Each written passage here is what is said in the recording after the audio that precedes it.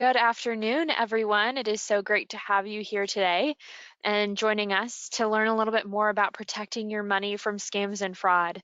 What an important topic for us to speak about, especially as we start thinking about the holidays. Probably doing a lot of online shopping this year, if you're anything like me. So it's a really, really good topic for us to be speaking about today. My name is Sarah Scruggs. I'm the Community Engagement Specialist at Harvard University Employees Credit Union. I am so glad to be with you today. Migdalia Gomez, the Community Engagement Manager, will join us as well throughout our presentation. We also have two experts on the line from Harvard University Employees Credit Union, Ruby Winters and Will Corden, who will be joining us throughout to offer their expert advice and answer any questions that may come up. So know that we do have those two on the line as well. Some logistics for today's webinar. First, we've gone ahead and muted everybody. If you are eating lunch, if you are at your house and you have a dog who's barking, that is totally fine. We've gone ahead to mute everybody else so that hopefully you can hear us. And we don't want this to affect you asking questions though. So there is a questions feature on the side panel of your screen on the right-hand side or at the top navigation, depending on how you logged in today. So if you could, first, this helps me to know that you can hear me. And number two, this helps me to know you know where the questions feature is. If you could, let me know where you are joining us from today in the questions panel. That way I can see if you can hear me, number one, and if you know where the questions feature is. If you could just let me know, where are you joining us from today? Okay, looks like somebody's joining us from Boston. Work. Yep, someone's joining us from Somerville. Perfect. All right, so it looks like great. It looks like folks have figured out exactly where that questions feature is. We have somebody from Kansas on the line. Wonderful. Perfect. Wonderful. Thank you all so much for letting me know that. This is where you put all of your questions. So if you have a question that comes up, please put it there and we will save some time at the end to go through those. Also, if maybe your question is about a specific topic, we'll be happy to go back to that at the end as well. This presentation is being recorded and we will be posting it on our YouTube channel. We'll also be sending you a follow-up email tomorrow with all of the recordings as well as the slides, so that if you want to go back to any slides or listen one more time to a question that was answered, that will be in your inbox. And then there is a survey that we do ask you to take once the presentation is over, just letting us know how we can continue to help you through your financial wellness journey here at the credit union. And we would absolutely appreciate it if you could take the time to fill that out for us. Harvard University Employees Credit Union is Harvard's not-for-profit financial institution. Hopefully a lot of you on the call today are members. If you are not a member, we are happy to talk with you more about all of the products and services that we offer, including mobile banking, online banking, as well as new checking and credit cards. So we'd be happy to help if there are any questions you have about products and services of the credit union as well. But if you are a member, thank you so much for being a member. We are so glad that you are. So starting off, we want to dive into our topic today.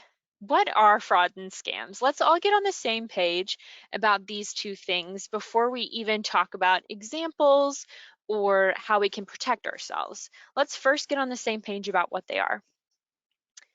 And the first thing being that they can look a little bit different between each other. We sometimes use these words interchangeably, and that's totally okay if you do that.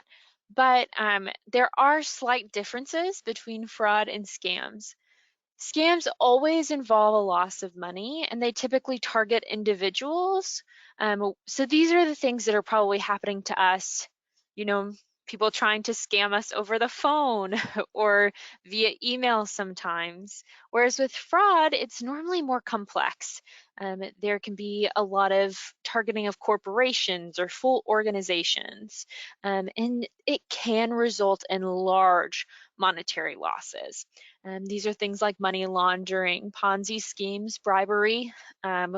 those things really fall into the category of fraud, whereas with scams, you'll hear these more, you're a winner, give us your information.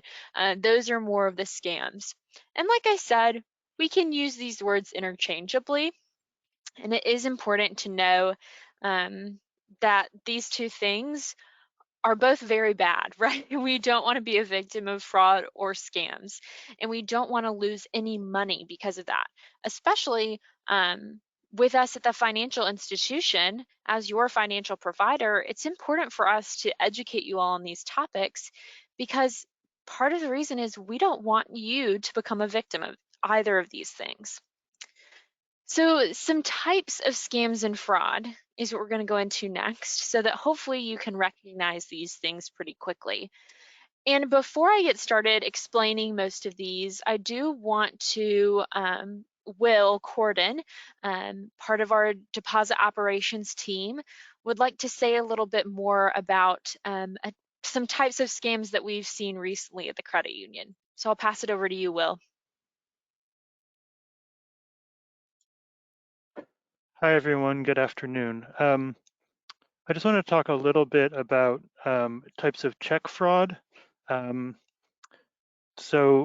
Typically what we've seen is people being recruited to a job or some kind of situation where they're being asked to deposit a check and return funds quickly to the person contacting our members and return those funds, typically in the form of gift cards or money order gift cards primarily, or through Venmo or any peer-to-peer payment app like Venmo, PayPal, things like that.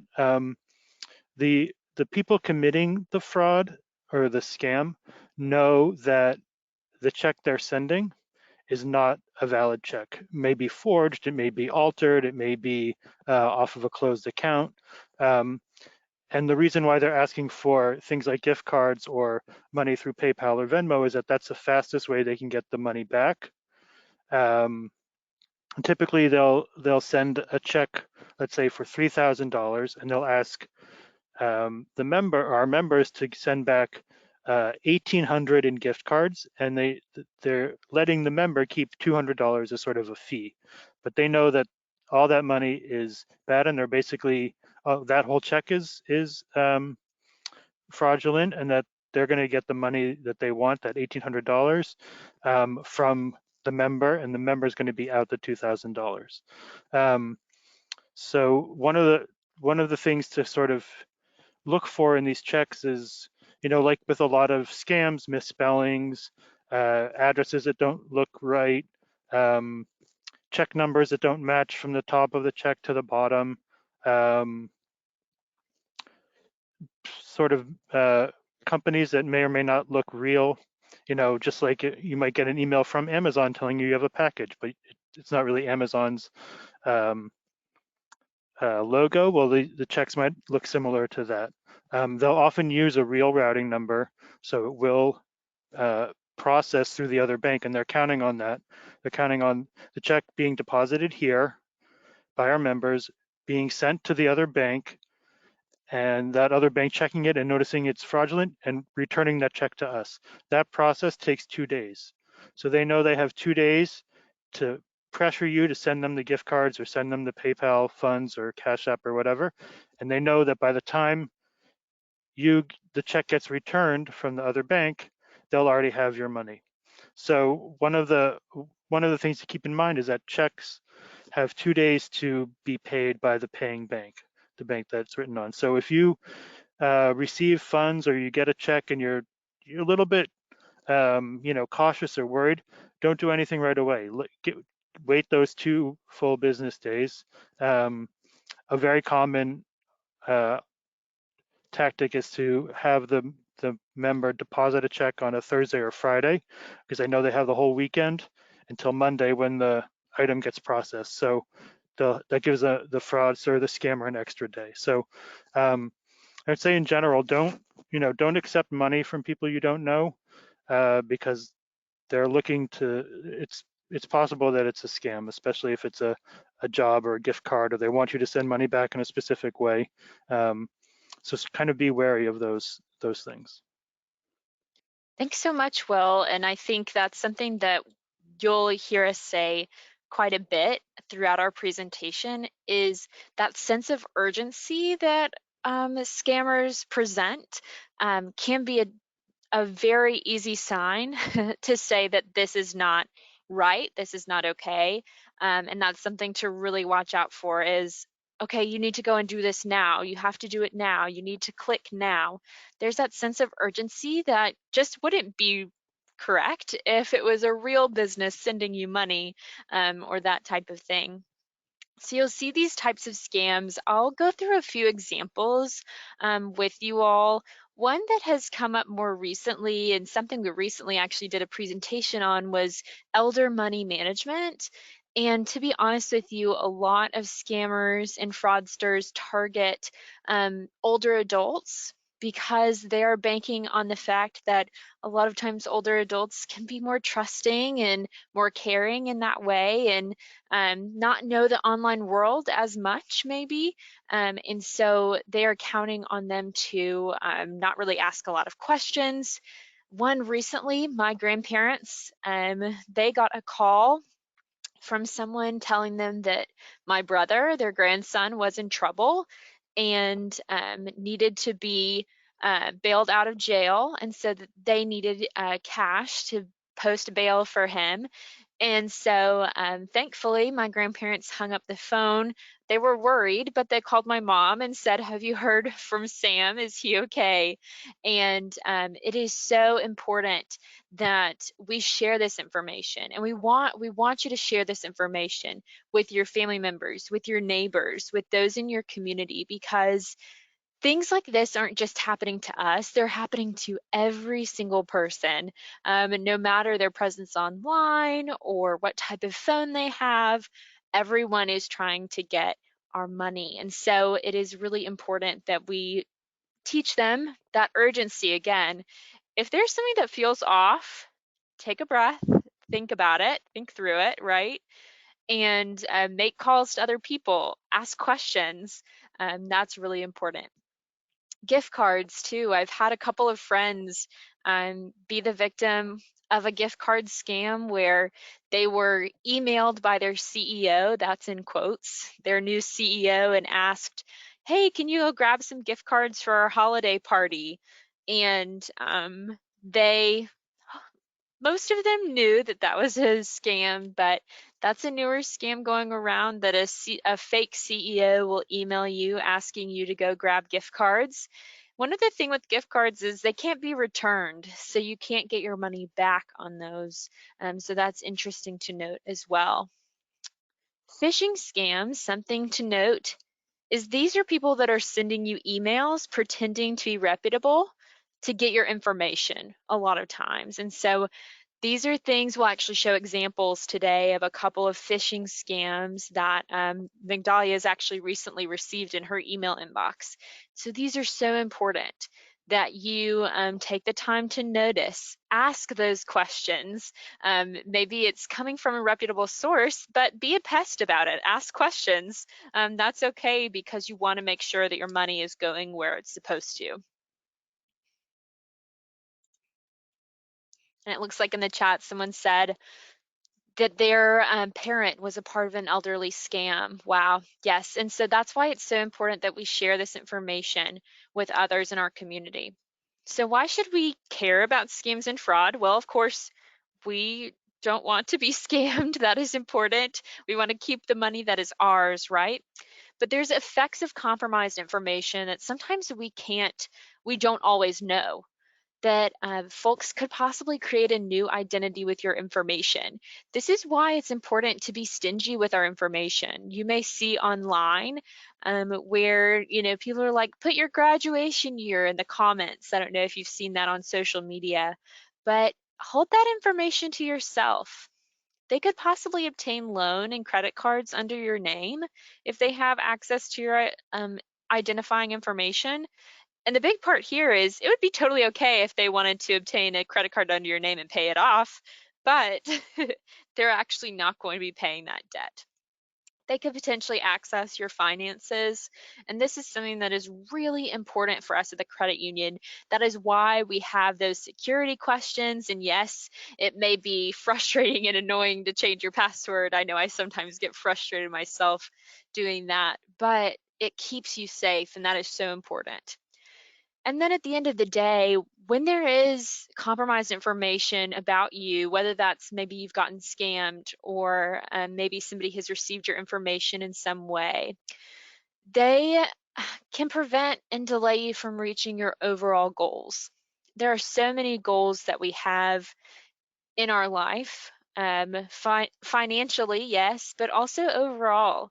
And when they obtain information, they could compromise us not just right now, but they could use that information in the future. And that's what's really frustrating about a lot of this stuff, is that it's not always going to be immediate. It could be that somebody has your information and they don't use it for a few years. So what are some things that you can do to protect yourself? We've seen some example or types, and we're going to see some examples in a moment, but what are ways that we can protect ourselves? Recognizing red flags, like Will and myself have spoken about already so much, that sense of urgency, like, hey, you need to do this within 2 days. You need to go and get this money now. Your grandson's in jail. You need to go and do it now. There's that sense of urgency that just feels a little off. And that can be really frustrating, because you want to help, you want to um, be a person who they can rely on, right? But there's that sense of urgency that sometimes just feels a little off. And odd requests for your personal information. If someone's asking you for money and they've never asked you for money before. My brother has never called my grandparents and said, I need money, I'm in trouble, right? That's an odd request. It tips you off. So make sure to pay attention to those. Go with your gut feeling. Like I said, it's okay to question and to hang up the phone and call back the real number online that you see, or tell them, you know what, I'm going to take a few days to think about it and get back to them later if you believe it's a true request. There are threats sometimes that come with it. If you don't do this now, your grandson's going to be in jail, right? That's a threat. And it's really concerning when that happens, of course. But be careful to recognize that red flag. Or if you don't send this money, bad things are going to happen, right?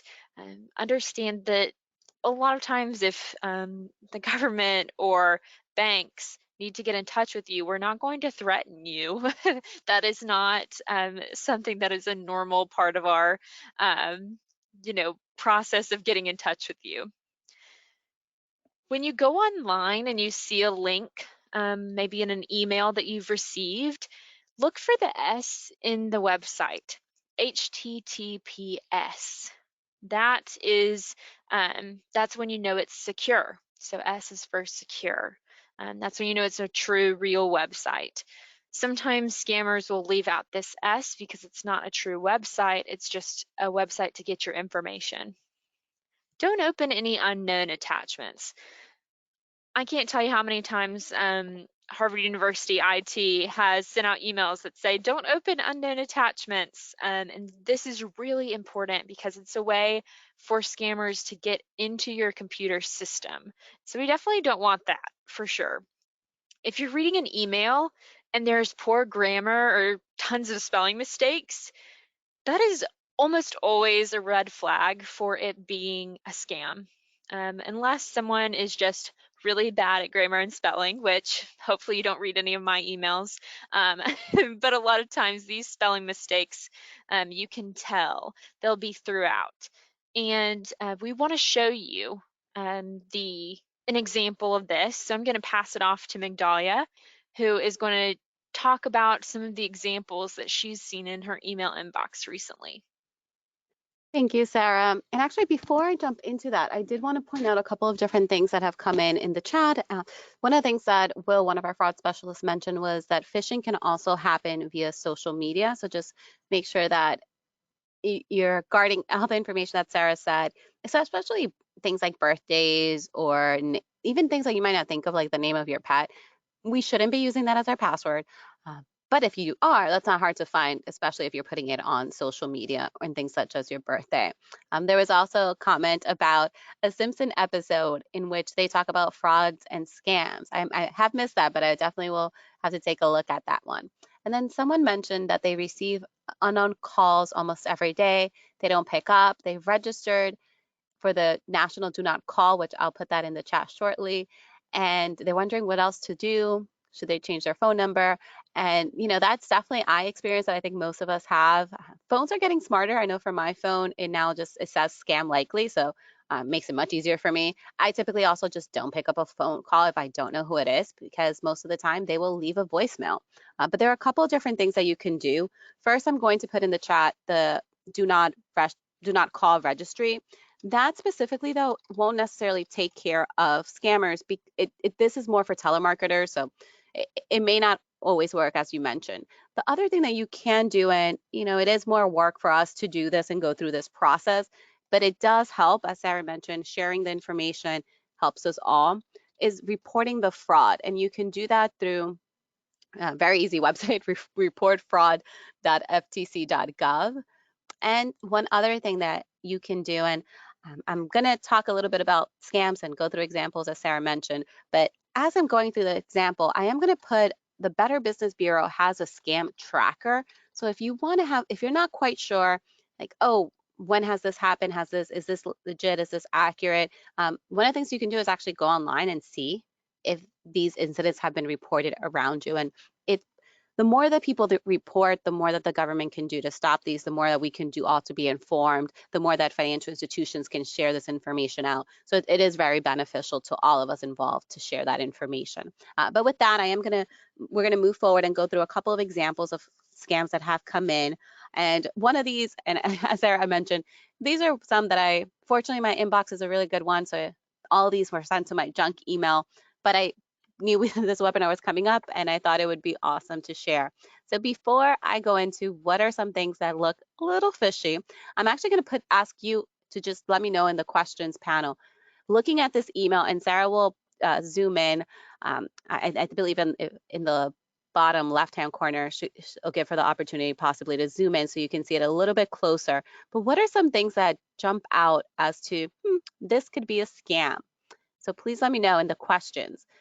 What are some things in this email that leads you to believe it could be a fraudulent scam? It's not actually Capital One. Yes, I see someone that wrote the email address. Thank you for catching that. Yes, exactly. I can't even try. I mean, I would be here. It'll take a while, but that YYKN, like that's a flag. It's an email address that we don't quite recognize. Someone else said the logo. Yes, thank you. For those that are familiar with Capital One, it's not exactly their logo. It's close, but it's not exactly that. And then something else for this email in particular, my latest activity. I don't use that card this often. And when I had received that, I hadn't used that card in like maybe 2 or 3 weeks. So there wasn't any latest activity that would have qualified me for any promotional gift. And then there are a couple of other things that Sarah's showing. And this is where it can get tricky because most emails are going to have a call to action. They want you to do something relatively soon. And this one here, it's access your $50 reward. But more importantly, what Sarah's pointing to is only until 11:59 p.m. today. So that sense of urgency, again, trying to rush us to do this. And also, yes, thank you. Someone pointed it out.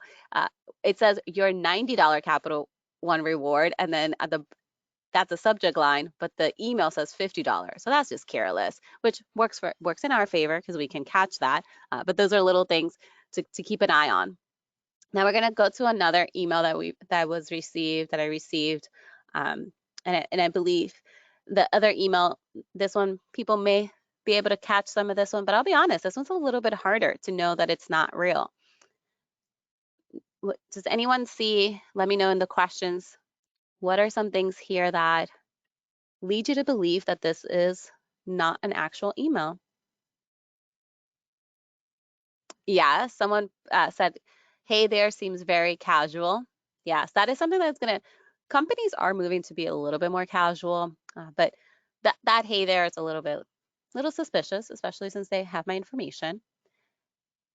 And something that you won't know is I've had my Netflix account since I have been in college, since they first came out. We were doing the envelopes that you would mail in the movies. So I am not one of the newest members at all. So that seems a little bit weird. Exactly. Finish account setup seems a little fishy. Thank you for the attendee who said that. Exactly. It's like, what account setup? I've had this account set up for, I feels like probably actually, yeah, approaching almost half my life. So yeah, this is not something that I need to, if I haven't done it in this long, something's wrong then. And then someone else said that they aren't that they aren't possibly a member to begin with. Yes, I know, I'll speak to my family. We have a shared family Netflix account. Most families or friends do. If my brother were to receive this, he could know automatically that it's fraud because he is on my account, so he would not be getting emails about that. So thank you for catching those and for interacting and sharing. So we're going to share a little bit about some general things about protecting yourself. But before I get started, I'm going to ask Ruby, who's one of our fraud specialists, to maybe just tell you a little bit about some of the popular and common scams that we've seen at the credit union. And that's going to be a couple more scam examples of real world that are affecting our members. And Ruby, all you, if you don't Yeah, mind. thank you, Migdalia. Hello, good afternoon, everyone. Yeah, so I am here at the credit union. I handle a lot of the disputes that are made by the cards that we have here at the credit union. So one of the ones that I find is that it's a scam, but they're good merchants and that they're free trial periods. I have a lot of members that come in and they get the free trial, and what they do is they scam them by telling them they're going to get this free product. All you have to do is pay for the postal expense. They get the product. By the time they get the product, they don't like the product. They want to give it back. They charge the member their funds for the products. And then they sign them up for a automatic monthly membership. So then they keep getting charged each month. So I think that's, a popular scam for me. And I don't think people are really aware of that. So I think that's a good thing to know, to keep an eye on that and be careful, because we all know nothing's for free. um, and another one that I do see as well is the ads on social networking for, t-shirt for $15. I mean, these merchants know that MasterCard doesn't have a chargeback for that amount, so they get the small amounts that we are not going to submit, so they get the funds, and then the members do not get the products. We're in a world where we can just Google our merchants to make sure that it's a good merchant. Is anybody complaining about these merchants that they're not receiving their products? I would highly suggest to research it before you order anything that you see ads, especially the pop-ups when you're on your Facebook accounts, or I find that is very popular as well. So something to think about. Thank you, Ruby, and thank you for continuing to submit questions. Please continue to submit them, and we'll take a moment shortly to address some of those that are coming in. So some of the things that we can do to protect ourselves, be stingy with our information. We've said this a couple of different times, and it really, the less that is out there about you and the less that you're sharing, the more that you can be protected. Ruby spoke to this, verify who you are doing business with. I did put in that Better Business Bureau scam tracker if you're not quite sure. And like Ruby said, just Google and see what is out there. I will say, when you do Google, triple check that before you click on the link to see if it's a secure website. You can usually tell. Sometimes very clever fraudsters, what they will do is essentially recreate a website or make it seem very similar to the one you're trying to access. But if you click on it, then you may be essentially giving the information to the fraudsters directly, thinking you're on a legitimate website. Good point. Thank you. Using secure Wi-Fi connections. This has become much more popular, especially now that you can go to pretty much anywhere. You can go to a cafe, and now that we're coming, COVID obviously still being a part of our day-to-day lives, with that we're starting to go out a little bit more. If you log on to unsecure Wi-Fi connection to do your banking or just People could have access to your email that way. Be careful with that.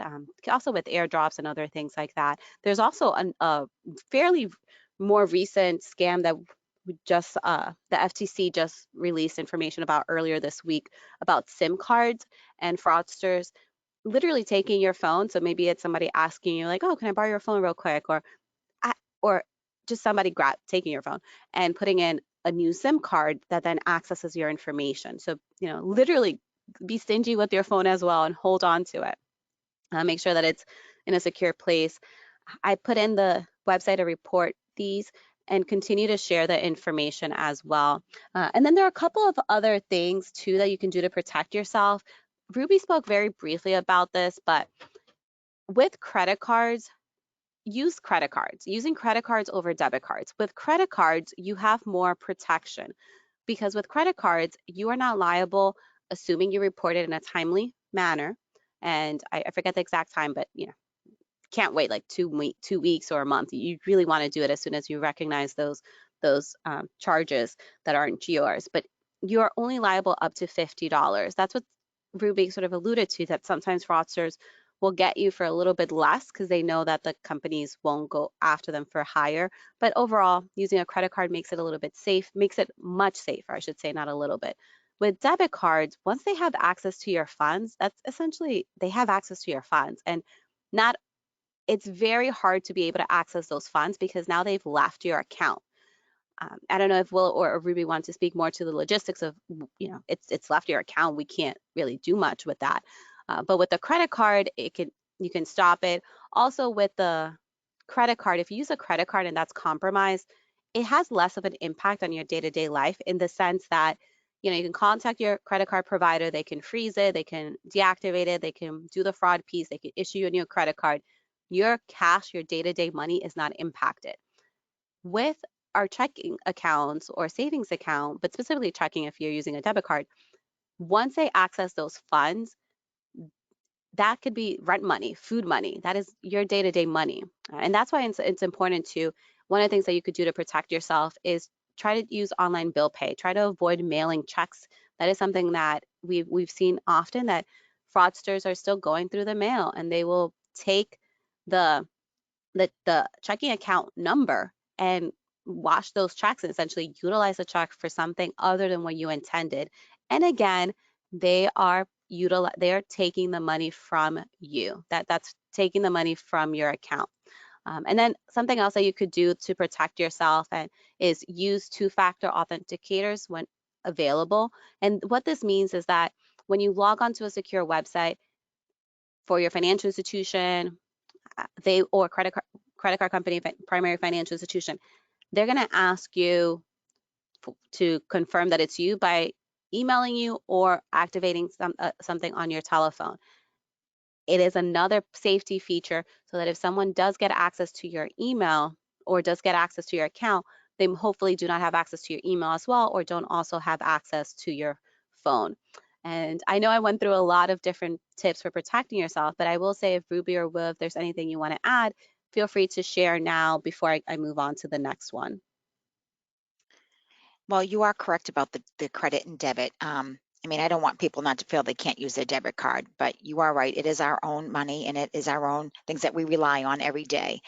And, people have to understand that we, by law, have 10 business days to give someone credit. So that may affect somebody when it comes to their funds. So, or you could put most of your funds in your savings account. You know what your spending needs are on a daily basis. You go to the store and get your coffee in the morning, and then go in the train stations, whatever everything that you need your card for. So I would suggest, keeping most of your funds in your savings account. Thank you, Ruby. And I definitely thank you for pointing to that. I don't want to scare people about using your debit card. We want you to use your debit card. Just, when you use a debit card, using it at CVS, at places that are more trustworthy, places that are legitimate businesses. But if you're buying offline, off a merchant that you haven't used before, that it's, giving you an ad via Instagram or social media or other social media platform, then utilize your credit card. It has more protection in there. And again, thank you everyone for submitting those questions. I will take a moment shortly. So I'm going to talk really briefly about how HUECU protects you and some of the things that we do to make it so that you're not doing, make it so that you can feel safe banking with us. Now, a couple of things that we do have that two-factor authenticator in place. That's something you can set up. You also can set up alerts, which is what I really recommend anytime your credit card is used or your debit card. That way, if it's not you, you know that it wasn't you. You can also set up alerts so that if your checking account or debit account, or savings go under a certain limit. So if you know, okay, I have X dollars in this account and all of a sudden it drops, that could be a sign that, oh, wait, somebody may be accessing my money. So you definitely would recommend doing that. And we have tutorials on how to do that through online banking, which I'll put up shortly. And being aware what we wouldn't ask you for, not just us, financial institutions, and even outside of financial institutions, because you can have an account with another company. I'll use Amazon, for example. You can have an Amazon account. Your information may be saved onto that account, and somebody can access it and then order things as if they were you. So companies are not going to call you and ask you for your password. They will not ask you for that. And if, let's say, you are doing legitimate business with a company and you were maybe speaking to one of our someone from our lending team, and they needed more information, yes, they're going to call you. But if you're not quite sure, you're like, oh, I don't know if this is real, give us a call. Go onto our website, come into the branch, do that with any of your financial institutions, but visit, and also check your emails. I know we sent an email yesterday about some of the common scams and frauds that we've been seeing. We also have on our website, and I'm putting this on the link, a couple of some information that we've shared recently about common COVID frauds that we started seeing. So I just put that in there so that you can see that. But just keep up to date and know that there is support here if you're impacted. I know something else that we've implemented, and I'll sort of turn it over to you, Will, if you want to talk a little bit more about what we do, and even apps like Zelle, how now that we have Zelle in place, that's one way that we're protecting your information more closely. Sure, thanks, Migdalia. First, I'll just add briefly before I talk about Zelle that if you get a call from someone from HUECU, for something else, and this has happened to me, and it doesn't sound like something that you'd worry about, we won't be offended if you say, "Can I call back and verify?" We'll say, we'll tell you, and call our main number, call you'll get one of our service support members, and they will, reach out to us and say, "Hey, is this a real thing?" And then that's another layer of security. If you call back and you say, "Hey, I got a call from some guy named, Brandon, and he said he was calling from here. Is that someone that works here?" And they'll be able to find out and get back to you. And that's another way to kind of make sure that it's not it wasn't something that we called about. In terms of Zelle, so we recently implemented and launched Zelle through online banking and through our platform. The thing about Zelle, which is it's one of the many peer-to-peer payment networks like Venmo or PayPal or the Cash App, where you can send money directly.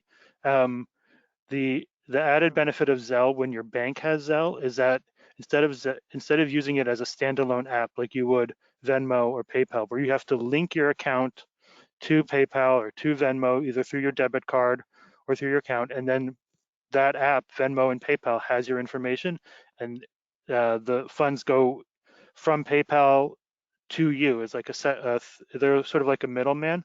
When you use Zelle through your bank, Zelle is embedded in the bank, so you're not linking your information externally, it's linked internally, which gives you a bit more security. And also using Zelle means you can send money from your Zelle here at HUECU to a Zelle member at another bank, and the two banks talk to each other instead of PayPal talking to each other and two banks. So it's a bit more secure.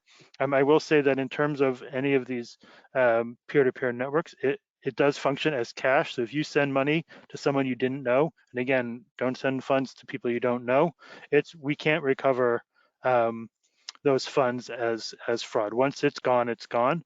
But the advantage of Zelle is that it is embedded in our system, so you're not sharing your information to a third party like Venmo or PayPal. All of those apps have had numerous sort of frauds and hacks, and different ways where fraudsters or scammers pretend to be reps from PayPal or Venmo and call you and ask you to verify a transaction. They'll even send you funds and then ask you to send it back, and that's how they get your information. So I would just sort of think about the advantages of having that kind of option built into your bank instead of using an external product. Thank you, Will. So what happens now if your information is compromised? So there are a couple of different things that you can do. One, if it is on your credit card, you can choose to freeze your credit, which essentially means that anytime you were to pull credit, they would need to ask you for a PIN and other authorizing information that only you would have. That would prevent people from accessing or opening new credit lines and not paying it, which is really the problem. Is so they're going to rack up all this debt and not pay it and negatively impact your credit score. The other one is reviewing your credit reports and monthly account statements. I did see, as someone said, what are the pros and cons of identity theft insurance? Is it worth it? Unfortunately, I can't speak to that. I don't know if anyone else on the webinar, on our panelists, can speak a little bit more to it. I will say that we do offer through Green Path Financial Wellness. They help with identity theft, and I'll talk about them in the next slide.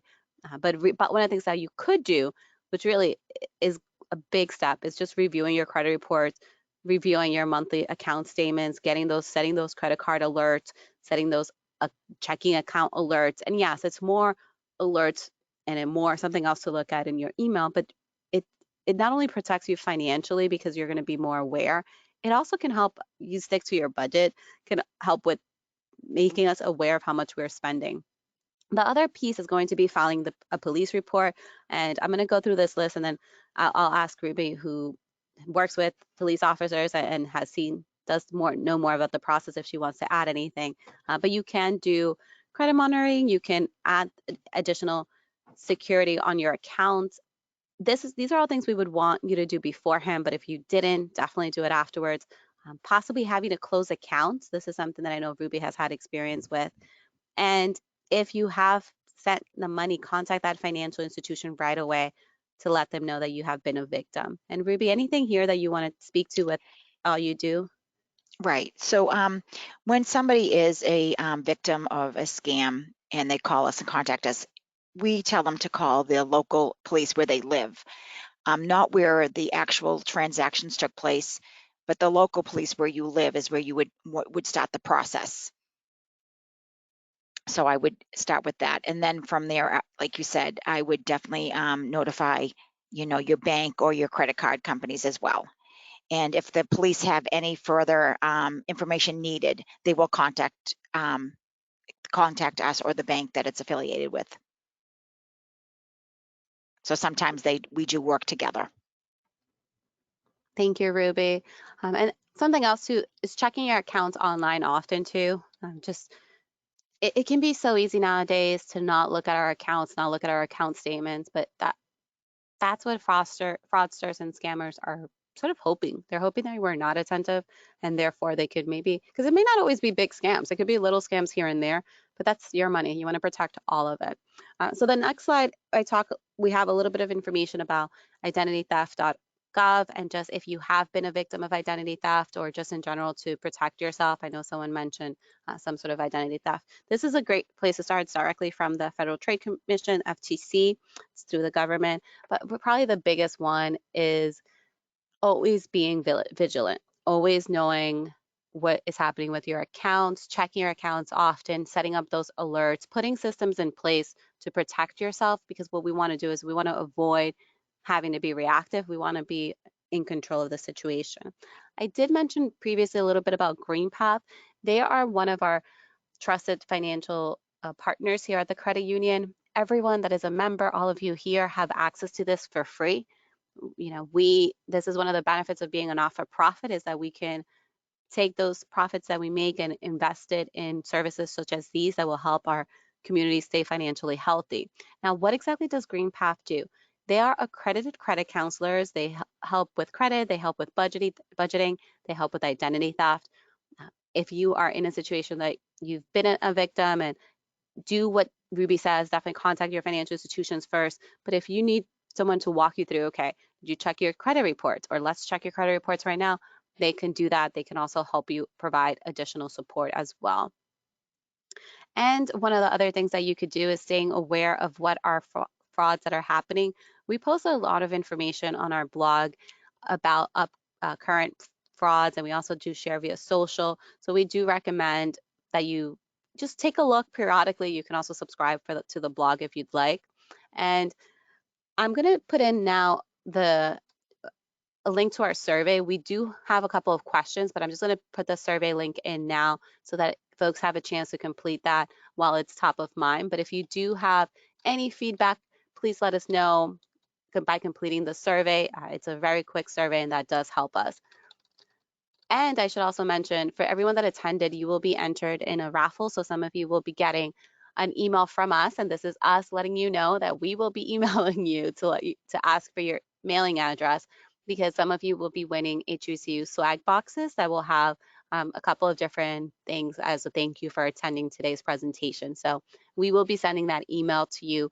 Today is Thursday, so tomorrow. So you should be getting an email from us tomorrow, and not everyone, so it'll be some of you. I do want to put a quick mention the disclaimer.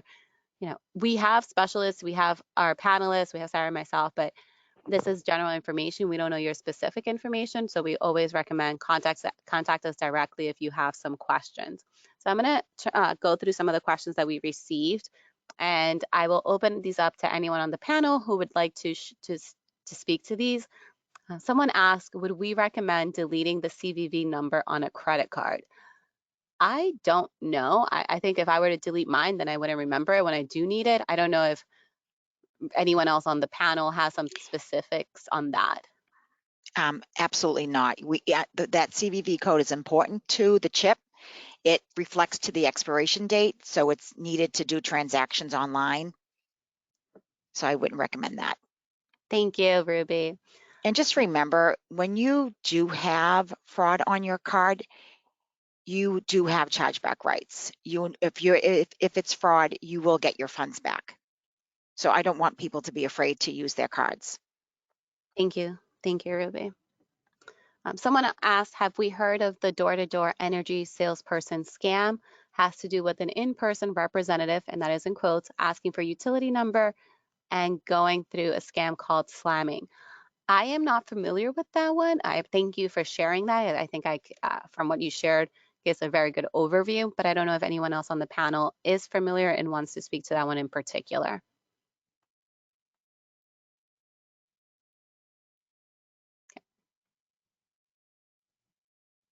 I've had that happen at my house. Someone has come to my door and asked me for my information. And just what I've said is, you know, at this time, we're not looking to switch or learn any more about your services. We're happy with the service that we have. And then I've always just called Eversource and just, or National Grid, whatever you might have, and just said, you know, this is happening, just wanted to let you know. Of course, you can also report it on all of those sites that we listed earlier. And I think that is important to go ahead and do. Just list that it is happening to inform your neighbors and those around you. Thank you, Sarah. And another question that came in, and I think maybe Will could probably speak a little bit to this one. Someone said that they have had money pulled out of their checking account, but specifically not HUECU, so thank you for letting us know that it wasn't us, without their knowledge or approval via ACH and Zelle transfer. But luckily the bank did reimburse, but was there anything that they could have done to prevent this in the first place? That is a good question. I would say that it's hard if a scammer or fraudster has enough information to access the account information either through Zelle or direct ACH, and it may have also been, and you could ask your bank if it was an error where a number was mismatched or something like that and it hit your account by accident. But I would contact your bank and try and get more information about those transfers that are fraudulent. You can, as with ACH and with ACH especially, we have 60 days to return funds that are unauthorized, and unauthorized can be either fraud or it can be the wrong account number, things like that. So that's one thing to keep in mind. But I would try and get more information and see what can happen. You can also potentially contact the merchant or try and figure out who it is, and then if need be, like we said before, you can close your account and reopen a new one, and that way the funds and that number is no longer a viable option. Thank you. And then we have one other question that came in, and it does definitely relate to this one. If I have to access my online bank account when on vacation at a hotel, how can I do it safely on my laptop by using the hotel's Wi-Fi? Should I connect Wi-Fi on my personal hotspot instead of using the hotel's Wi-Fi? This is a really good one. I know from some of the trainings that we have done internally and some of the things that our IT department has told us that it is actually more secure if you are, hotel Wi-Fi's can more or less aren't really protected. So I wouldn't recommend doing that. And there have been a lot of scams that happen for people accessing hotel Wi-Fi's. I think Sarah may have been someone who told me a story recently about this, but if it wasn't you, Sarah, no need to. I could have been mistaken if it wasn't you. But one of the things that you could do is utilizing your cell phone, not on the Wi-Fi, but like your cellular data. That is more, it's harder to access by fraudsters. But I don't know if anyone else knows on the panel a little bit more on the difference between using your cell phone and avoiding public Wi-Fi, like hotels that, yes, they may provide you a password, but they're more or less the same password, and it's not that hard for someone else to access.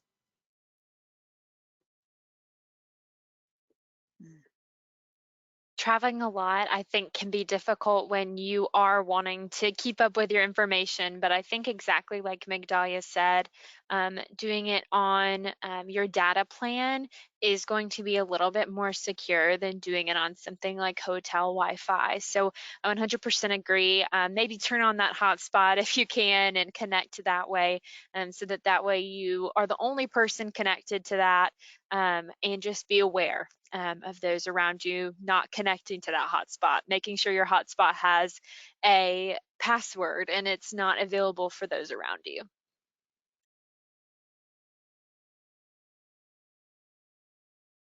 And thank you for all these wonderful questions. One of the things that we do here at the credit union is we'll take a look at those questions even after today's session, and some of these will turn into blog articles. So thank you, because by asking these questions, you're letting us know what our members want to know more about, and we'll make sure to get that information out to you all.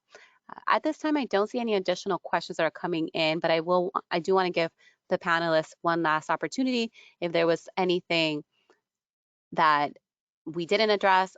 Oh, I saw one quick question that came in, and I think, Ruby, this might be something for you to answer, but how long do you have to dispute a wrong credit card charge? Is it 60 days? It's 60 days, 2 statements, but depending on if it's a credit or debit. So if it's a credit, it's 110 days from the day of the transaction. And for a debit, or for our disclosures, it's 60 days, 2 statements.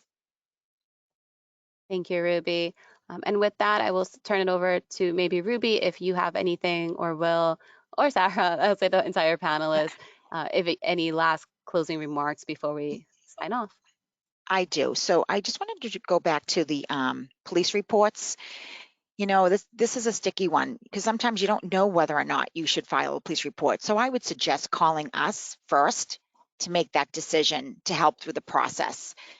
Because if it's a $20 transaction that we're seeing by multiple merchants, maybe we want the police to be informed. Even though it's a small amount, it might be something that we might find that could be important. So call your bank and ask them, should I file a police report? Is this something that I should do? I'll just just remind people that if, checks take 2 days to clear, even if,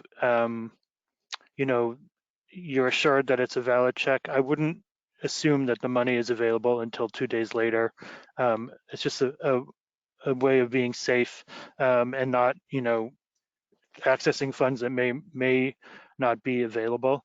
And I would also say, in terms of what Ruby said, in terms of a police report, if you're receiving fraudulent checks, usually those are for higher amounts than cards, and those it is actually worthwhile to report that, because you have a piece of paper that's information, or at least an image of that paper that's information that the police can use.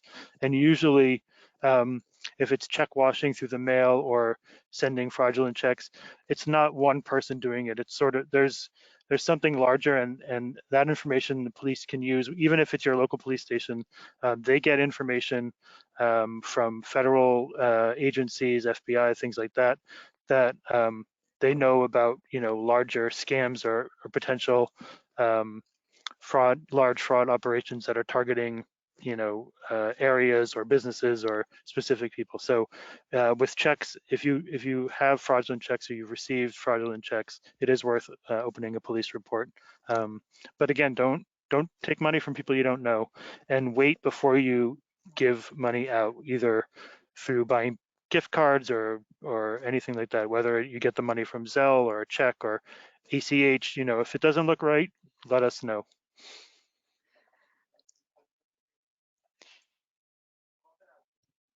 Thank you, Will. And I don't see, Sarah, that you've unmuted, so I'm going to assume there's that.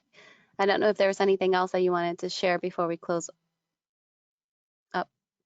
Yeah, so just like everybody said, it is so important to be patient.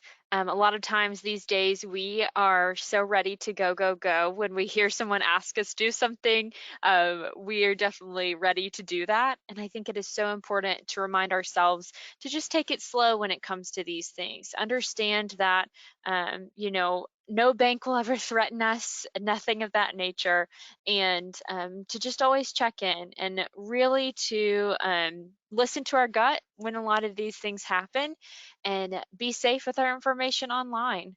I don't know how many times I can say that, but also importantly, tell your friends and family about what you've learned from this webinar, because it is so important that not only are we safe with our funds, but everyone around us is safe as well. And we want to thank everyone for joining us this afternoon, including both of our panelists, Ruby and Will. Thank you both so much for the great information you shared.